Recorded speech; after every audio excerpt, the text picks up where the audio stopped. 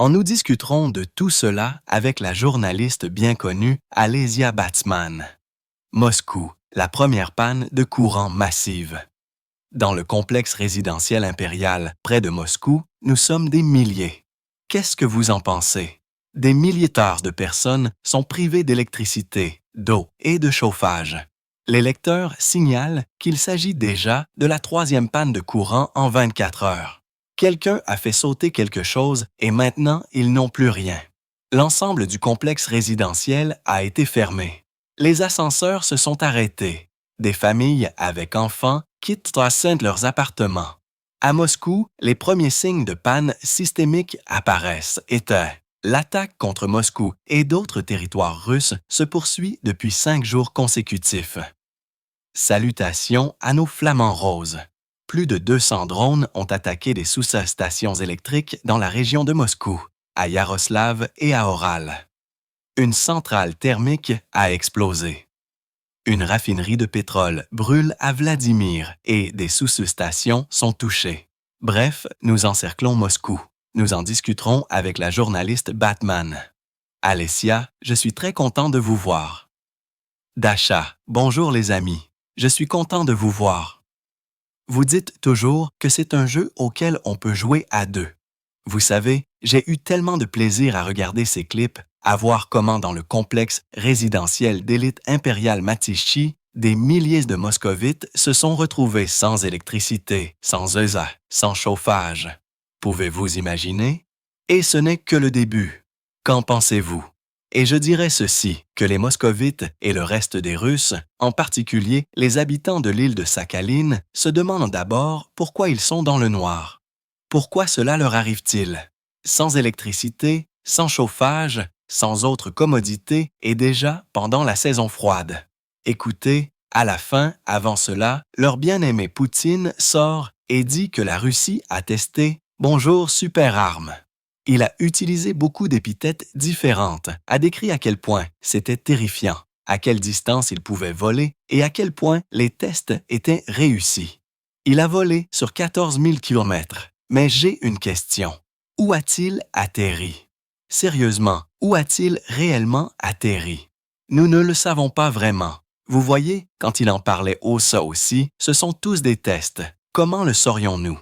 Peut-être qu'il a atterri sur Sakhaline.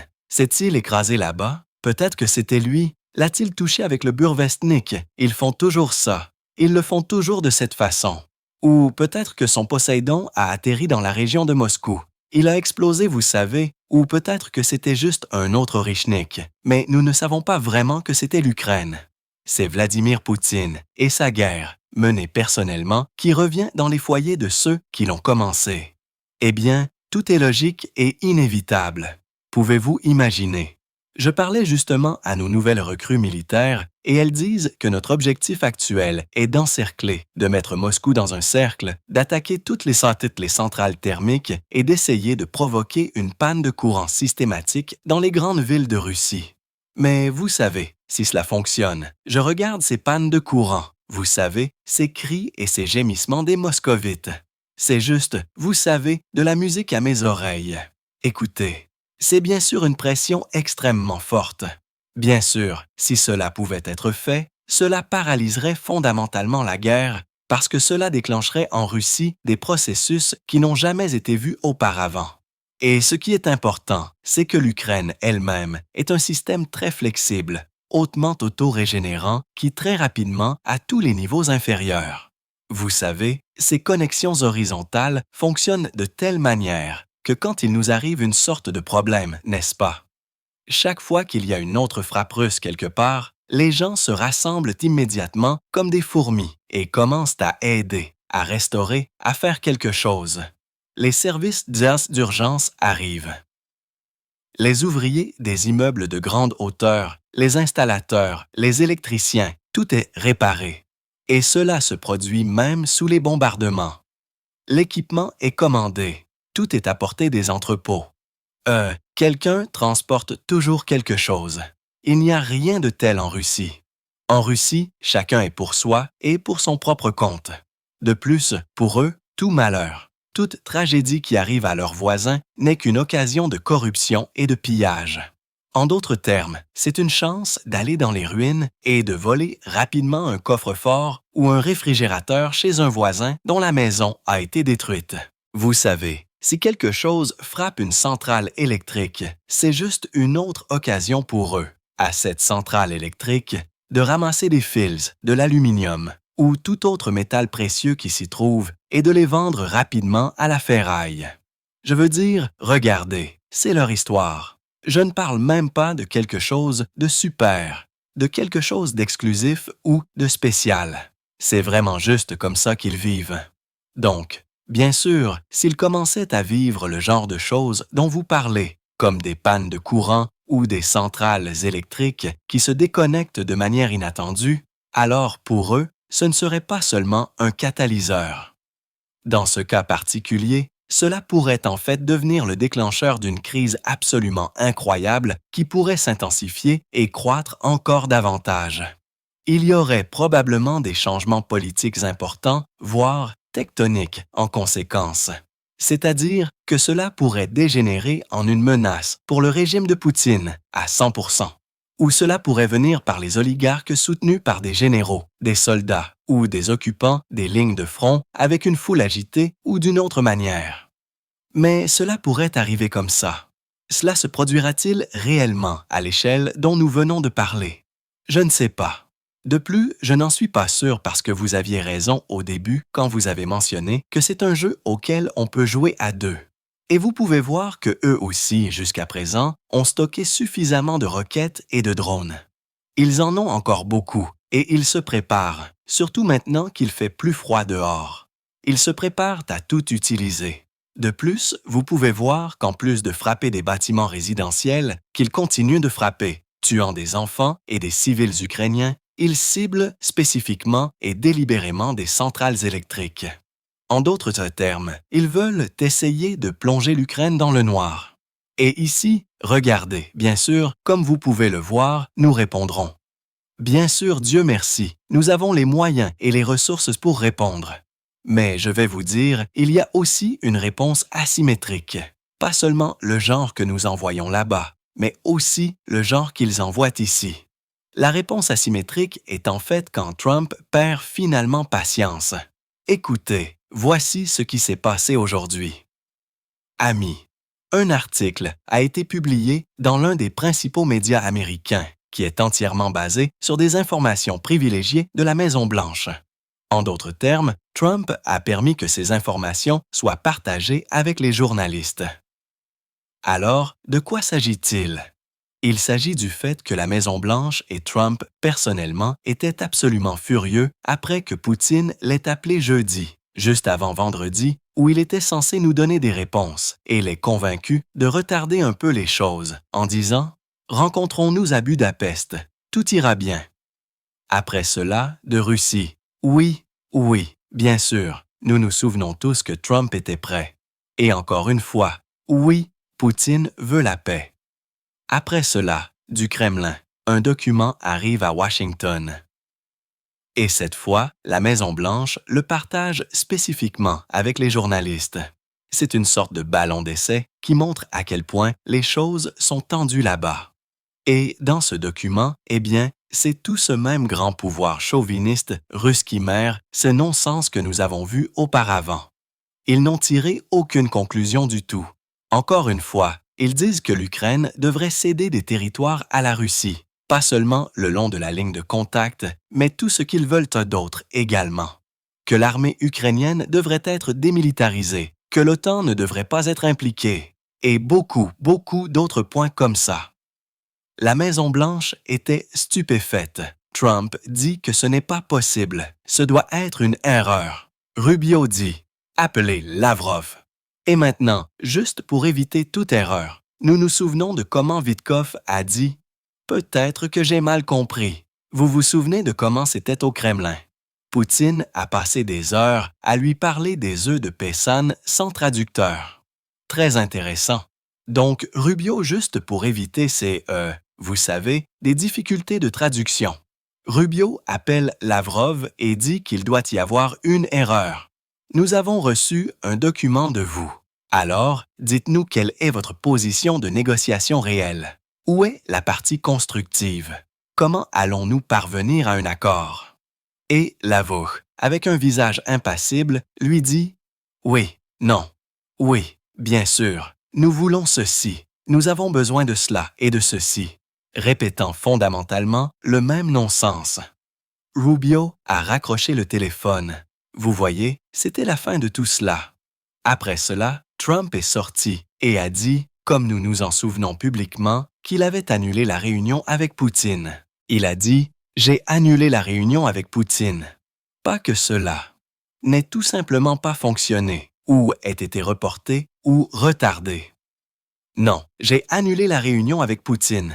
Et maintenant, le fait que la Maison-Blanche rende ces informations publiques, des informations privilégiées sur la façon dont les choses se sont réellement passées, où la Russie se dirige et ce qui se passe avec Poutine. Fondamentalement, que disent-ils? Écoutez, Poutine n'est pas quelqu'un avec qui vous pouvez conclure des accords. Il a perdu la tête et ne comprend que le langage de la force. Donc, vous ne pouvez lui parler que par le biais de sanctions et en fournissant des armes à l'Ukraine. Alors, regardez, en ce moment, j'attends et je pense que nos téléspectateurs aussi. Il sera intéressant pour nous, amis, de voir ce que la Maison-Blanche fera ensuite, car il est clair qu'en ce moment, ils se font discrets. C'est le calme avant la tempête. En d'autres termes, ils préparent quelque chose de très sérieux contre la Russie, parce qu'aujourd'hui, juste après la publication de cet article, il y a eu un autre développement très intéressant. Les Russes ont eu peur, et ils continuent. Comment d'autres peuvent-ils gagner du temps, vous savez? Eh bien, Poutine pense que tout le monde est idiot et que personne ne comprend rien.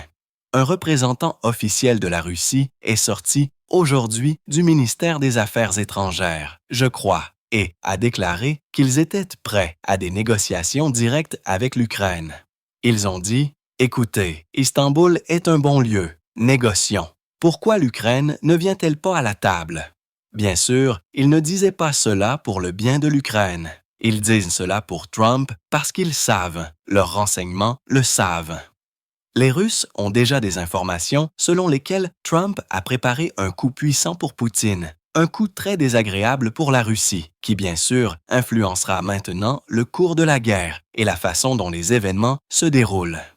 Il y a un autre point important, vous savez, en ce moment, profitant de notre diffusion, je veux dire, et Poutine est sorti, son porte-parole est sorti hier et a dit qu'il y a des chaudrons. C'est tout le sujet qu'ils mettent en avant en ce moment. Pokrovkansk et quelque chose d'autre comme nous allons vous montrer. Nous arrêterons le feu pendant 5 ou 6 heures, fournirons des garanties de sécurité, laisserons les journalistes occidentaux y aller, filmeront tout et nous garantirons leur sécurité et leur vie. Maintenant, je veux m'adresser à tous les journalistes occidentaux qui pourraient même brièvement avoir l'idée de reprendre l'offre du président Poutine. Si vous tenez vraiment à votre vie, je vous en prie, ne le faites pas parce que tout d'abord, Poutine ment toujours et l'histoire l'a prouvé. Deuxièmement, c'est une occasion parfaite pour Poutine d'utiliser ces journalistes occidentaux comme bouclier humain d'otages. Puis, à la fin, de les utiliser comme chair à canon, en rejetant tout sur l'armée ukrainienne.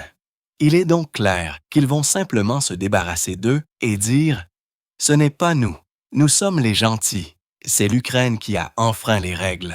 Tout cela pour organiser une nouvelle provocation au prix de la vie de journalistes occidentaux. Il va simplement les prendre en otage et ensuite les abattre. Il va les détruire. Mais il y a un autre point. Bien sûr, par rapport aux vies humaines, ce n'est pas aussi important. Néanmoins, amis, nous travaillons dans un domaine qui nous oblige à respecter strictement toutes les normes légales des pays civilisés et à le déclarer ouvertement. Alors, laissez-moi vous rappeler, nous parlons de territoires ukrainiens qui sont occupés par la Russie. Et pour entrer sur ces territoires, vous devez obtenir l'autorisation de l'Ukraine. Et si vous y entrez en utilisant l'autorisation de l'occupant, alors vous violez la frontière de l'État ukrainien. Et cela, bien sûr, aura également des conséquences juridiques. Et maintenant, le chef du SBU a fait une déclaration selon laquelle l'un des complexes d'Orichnik a été détruit à Kapan, Jérusalem par le SBU et Gur. Je me souvenais juste récemment de cela à propos des systèmes Orichnik, à propos de Sarmat et en conséquence de ce Poséidon. Qu'en pensez-vous? Les informations du chef du SPU, la destruction de l'Orichnik par les Russes, ont été confirmées à 100%. C'était à l'époque où le nom du complexe lui-même était encore inconnu à ce moment-là. La mission de le détruire n'a pas été rendue publique et seuls les présidents de quelques pays, outre Zelensky, connaissaient ces résultats. À ce moment-là, les Russes ne les menaçaient pas encore vraiment, si je ne me trompe pas. C'était l'été d'avant, a dit Maluk. Il a également noté que les systèmes Panzer russes sont les plus efficaces contre les drones ukrainiens. Que pensez-vous de l'information selon laquelle nous avons détruit Ornik à Kapinar avec les forces du SBU Egar? Voilà. Je veux vous dire qu'en Ukraine, il y a un grand nombre de personnes, hommes et femmes, qui chaque jour, à leur place, font un travail vraiment incroyable. Ils ne se contentent pas de détruire l'équipement russe, mais affaiblissent également la machine militaire russe dans son ensemble. Et une grande partie de ce qui est fait a été fait au cours de ces 4 années. Je ne parle maintenant que de la guerre à grande échelle. Une grande partie de cela est encore inconnue, ce dont Vassili Vassilevitch parle à 100%. Oui, c'est exactement comme ça que ça se passe. Alors, regardez, le temps passe, et maintenant il révèle cette information, parce que vous voyez, faire la guerre en direct à l'antenne fait très souvent plus de mal que de bien à celui qui la diffuse.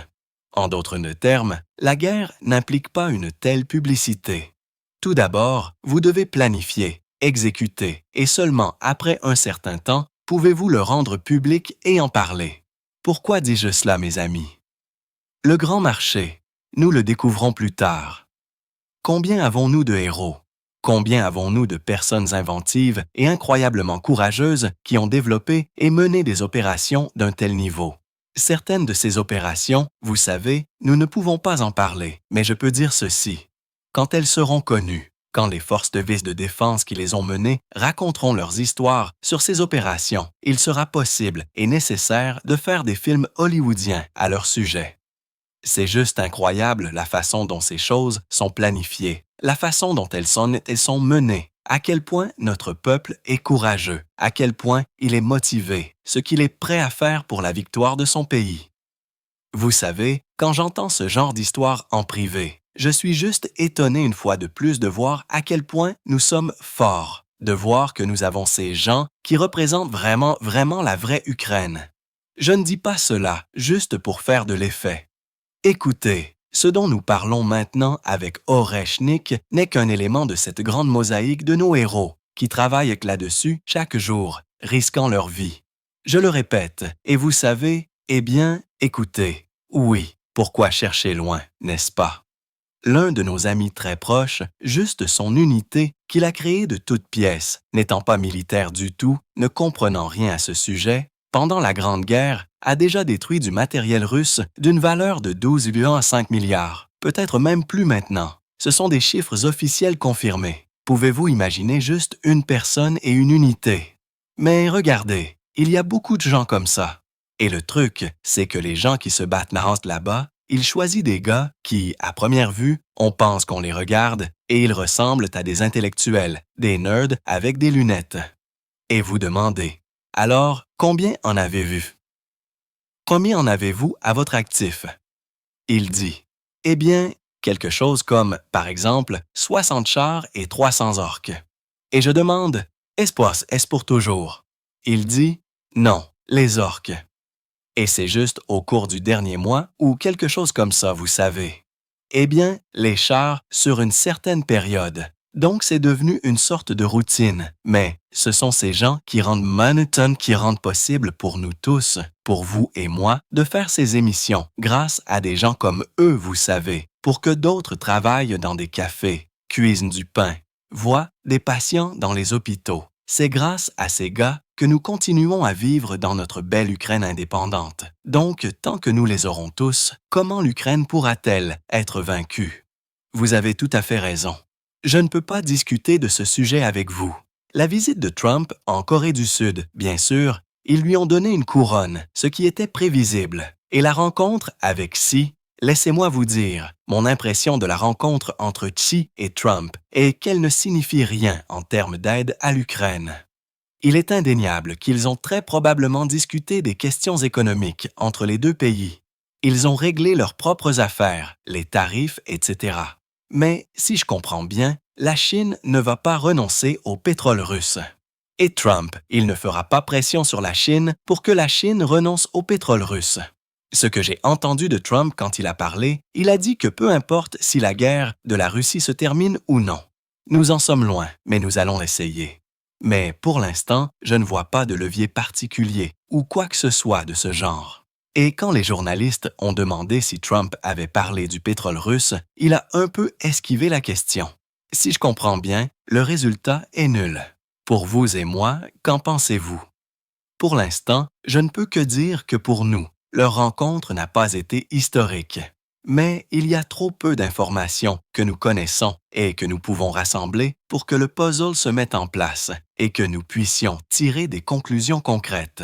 Tout deviendra clair un peu plus tard avec le temps. Et encore une fois, nous allons surveiller leurs actions. Nous allons surveiller les événements, les actions qui auront lieu non seulement de la part de la Chine, mais principalement de la part de l'Amérique. Parce que, comme je l'ai dit, la Russie s'attend maintenant à un coup au ventre spécifiquement de la part de Trump. C'est pourquoi ils sont si agités. Écoutez, une chose peut être dite, Trump et Xi ont convenu de continuer à négocier. C'est de quoi il s'agissait dans leur rencontre.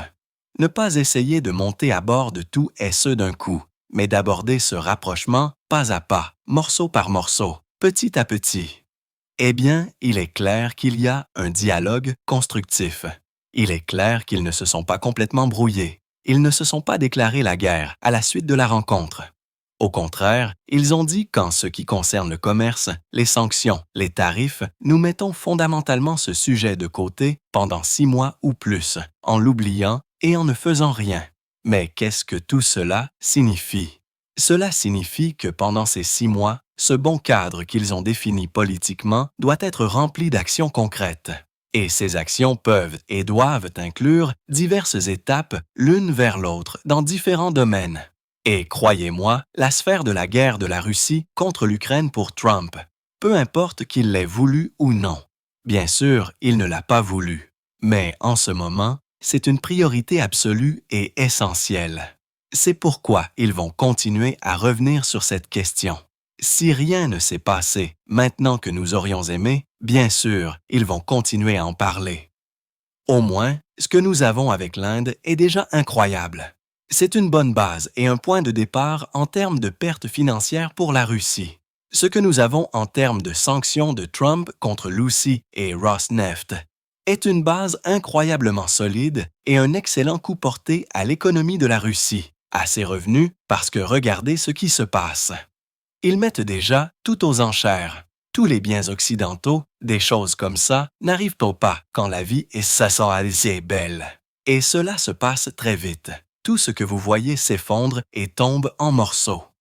Je ne sais pas si Trump pourra faire pression sur Xi parce que c'est un très grand jeu. Ils se sont rencontrés. Nous devons comprendre ce qui s'est réellement passé. Donc, jeudi, c'était une rencontre entre deux hégémons, les deux pays les plus puissants du monde, qui en réalité n'aimeraient rien de plus que de s'étrangler mutuellement dans une étreinte mortelle afin que seul le plus fort survive. Mais maintenant, ils sont forcés de coopérer parce que chacun d'eux comprend que si l'un d'eux déclenche une guerre, il y a peu de chances que si je commence, je sois capable de gagner sans subir de lourdes pertes moi-même.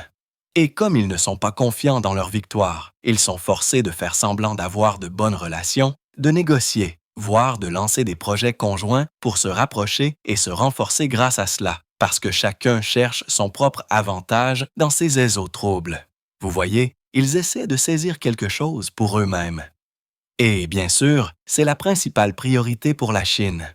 L'essentiel maintenant est de ne pas perdre ces vastes domaines de commerce avec les États-Unis et l'Europe respectivement. Pour Trump, autre chose est important. Ce même accord pour la fourniture de métaux de terres rares en provenance de Chine est une question cruciale pour la sécurité des États-Unis. Eh bien, parce qu'écoutez, tout le complexe militaro-industriel qui est maintenant simplement en marche, c'est comme un volant d'inertie qui a commencé à tourner, vous savez, là-bas. D'énormes investissements affluent. C'est une entreprise incroyablement rentable, évidemment, en temps de guerre. Mais ils ne pourront pas fonctionner sans les terres rares que, je le répète, l'Amérique reçoit de la Chine. Trump s'est assuré cette garantie. Il n'aura donc pas à s'inquiéter à cet égard et peut continuer à faire fonctionner les choses. Et après cela, il passera à l'application de plus de pression. Mais vous savez, disons-le de cette façon, nous voulons aussi regarder le bon côté des choses pour voir les choses d'un point de vue positif. Eh bien, du bon côté, je veux dire que je peux voir assez clairement qu'après cette rencontre particulière, Xi ne soutiendra pas ouvertement ou publiquement la Russie. C'est-à-dire qu'au plus, il pourrait la soutenir, mais pas d'une manière publique ou ouverte. Ce qui signifie, en d'autres termes, que tout soutien qu'il apporte restera probablement privé, invisible au public, et ne sera reconnu à aucun titre officiel ou formel. Comment devrais-je dire, avec des ressources limitées, parce qu'il prétend être au-dessus de la mêlée et affirme ne pas interférer d'un côté ou de l'autre. Donc, c'est une bonne nouvelle parce que, eh bien, imaginons, mes amis, vous devez toujours jouer la situation pour comprendre comment les choses pourraient évoluer, pour prévoir et pour planifier. Vous devez toujours penser plusieurs coups à l'avance dans n'importe quelle situation, plusieurs étapes à l'avance jusqu'à quelque chose. Comment devrais-je dire? Pas exactement un point culminant, mais quelque chose comme ça. Donc, dans la situation avec la Chine, oui, d'une part, nous voulons un scénario où la Chine retire complètement son soutien à la Russie. Dit à Poutine en termes non équivoques, vous devez mettre fin à cette guerre. Vous devez arrêter ou alors ceci et cela se produira. Et Xi a effectivement de tels leviers d'influence importants. Mais d'un autre côté, nous comprenons aussi que de l'autre côté de cette table, il y a une autre voix où Xi dit que la Russie a raison. La vérité historique, est du côté de Poutine. Il a besoin d'aide. L'OTAN tout entière l'attaque soi-disant et ainsi de suite, et ainsi de suite, et ainsi de suite. Cela menace la sécurité de toute notre région. Ils ont empiété sur le prix. Eh bien, une sorte de non-sens. Ils pourraient très bien nous dire tout cela afin de ne pas déclencher une guerre nucléaire. Parce que l'OTAN est à la porte, ils sont là blablabla, nous devons aider. Et maintenant, nous sommes impliqués essentiellement, tout comme la Corée du Nord est impliquée dans cette guerre. Aussi, ce serait une très mauvaise histoire, un mauvais scénario. Pour l'Ukraine, vous comprenez? Mais nous comprenons qu'à la suite de cette rencontre, ce scénario n'est certainement pas sur la table. Il a été évité quant à la façon dont les choses vont évoluer. Eh bien, nous verrons. Amis, il y a aussi la dernière nouvelle que le président Zelensky a fait une déclaration selon laquelle Poutine pourrait venir à Pokrovsk et tout le monde comprend parfaitement ce qui en découlerait. Discutons-en. Poutine venant à Pokrovsk, considérant que même lorsqu'il est arrivé à Mariupol, c'était seulement sous le couvert de la nuit, et ce n'était clairement pas lui. Écoutez, pendant toute la guerre qu'il a commencée, on ne l'a pas vu faire quoi que ce soit de courageux, sauf pour ce que ses propagandistes affirment occasionnellement. Genre, il aurait soi-disant volé quelque part près du front, et des drones ukrainiens l'ont attaqué, ont tiré sur son avion, et il les a repoussés du mieux qu'il pouvait. Eh bien, vous voyez l'idée, il est aussi courageux que vous, ou que Molotov jetant des choses depuis son hélicoptère. Drone ukrainien. Écoutez, honnêtement, je ne peux même pas commencer à imaginer Vladimir Poutine, le président de Russie, se rendant réellement à Pokrovsk en personne. Parce que, tout d'abord, il devrait, vous savez, en fait envoyer plusieurs de ses sosies, de multiples sosies, là-bas, juste au cas où quelque chose arriverait, puisqu'il est assez évident. Pour tout le monde qu'au moins l'un d'entre eux recevrait certainement un accueil approprié et bien mérité là-bas. Les forces de défense ukrainiennes, qui sont toujours vigilantes et préparées, lui donneraient un accueil très chaleureux, merveilleux et sincère. Je dirais même un accueil chaleureux, vous savez. Donc, dans ce contexte, pourquoi cela se produit-il? Nous devons comprendre, mes amis, écoutez, Cela se produit dans le contexte des défaites totales de Poutine, partout sur les lignes de front, sur le front économique, sur le front de l'information, sur le front diplomatique. Après s'être complètement brouillé avec Trump, Poutine a besoin d'une sorte de victoire, quelque chose qu'il peut présenter comme une victoire et montrer à Trump en disant « Écoutez, je suis fort, je le suis vraiment et, comme je l'ai dit, il est préférable de conclure un accord avec moi, laissez-les simplement me remettre quelque chose volontairement, les Ukrainiens, comme faire pression sur eux parce que maintenant je suis déjà à POC lui-même. Donc c'est juste qu'il s'agit de lui voulant créer, inventer un prétexte informationnel, vous savez, alors qu'en réalité, il n'y en a pas. Et maintenant, il s'est accroché au pauvre Prosk pour faire exactement cela. La situation là-bas est difficile. Eh bien, la situation au front en général est, pour le dire doucement, pas facile, mais je pense que s'il essaie même de pointer son nez là-dedans, il recevra tout un accueil. Écoutez, votre prévision, tout le monde dit que l'hiver sera difficile tant pour la Russie que pour l'Ukraine. Nous parlons toujours avec notre public, nous le soutenons. Donc, j'aimerais que vous, en terminant, disiez les principaux mots chaleureux de soutien et de compréhension à notre pays, que malgré le fait que l'hiver sera difficile, il sera encore pire en Russie. Tout est compris en comparaison. Écoutez, le truc, c'est que nous en avons récemment discuté à l'antenne avec l'un de nos invités.